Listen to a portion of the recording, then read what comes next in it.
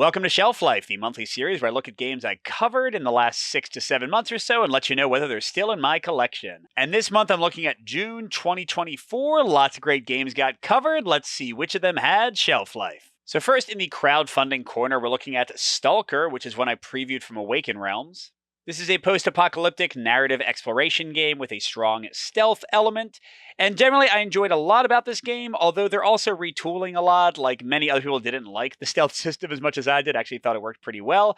So I'm not sure what the final game will look like, but the campaigns are supposed to be pretty short, like maybe only 3 or 4 missions in a row, and I did enjoy what I saw of the gameplay. It has a little bit of the exploration element, kind of similar to something like Agamonia, maybe not that deep and exciting, but still pretty cool. So yeah, S.T.A.L.K.E.R, I certainly want to play more, and if they send me a copy, I will happily review it. And then the other crowdfunding game, much smaller one, is Pacific Ocean.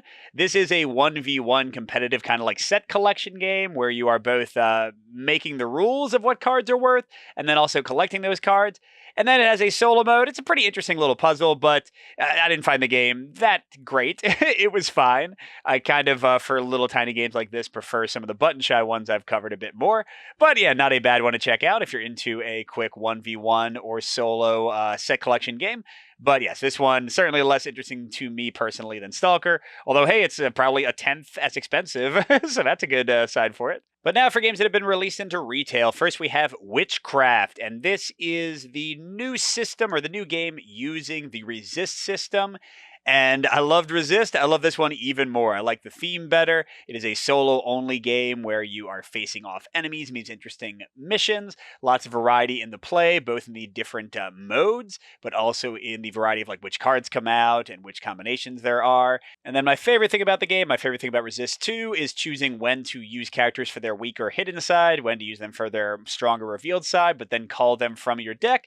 Just a awesome game of tense decisions. Very challenging. Love this one. This is a keep for me, Witchcraft. Then we have Valor and Villainy, Lludwik's Labyrinth. This is one that I really enjoyed, one of my top games from last year. It's a dungeon crawler, cooperative or solo, with kind of a fun exploration mechanic and a campaign that is really just one-off missions because you don't really carry anything over from mission to mission generally, maybe a little bit, but it's got a fun like little kind of goofy narrative story connecting everything. I did really enjoy this one, but once I played through the entire campaign, I did beat the entire thing. My kids didn't like it as much as some other games. My main game group didn't have as much interest in it, so it's a tough competition right now, a tough competitive space, narrative adventure games and campaign games. So I did call this one, but not because I didn't like it, just because I'd played everything and no one else wanted to play it with me. Next is Star Wars, the Deckbuilding game from Fantasy Flight, and this one is 1v1 competitive only, but there are solo variants, and I showed the Leaders variant. That is very well done. A great game for solo with this. But that being said, it's not my favorite deck builder. I know there is some culling, but I find that there's not enough culling and your deck kind of gets bloated. I do like the mechanic where you can attack cards in the middle, and I like the Star Wars theme. But yeah, for deck builders, I've got, I don't know, way too many options to play that I like a lot more than this one. So this also got called, but still really good game and great fan variant solo mode. Then we've got Flashback Zombie Kidz. This is a mystery game, a solo cooperative, where you're looking at things from different vantage points and trying to solve these mysteries. And this was another fun one. I played this with my kid. They really enjoyed it. They love the Zombie Kidz games in general. But once we beat it all, and we even did like the bonus quest that kind of unlock once you beat it, there wasn't much else to do, so I passed it on to somebody else. So yeah, this one is called, but again, not because I didn't like it, just because I beat it all.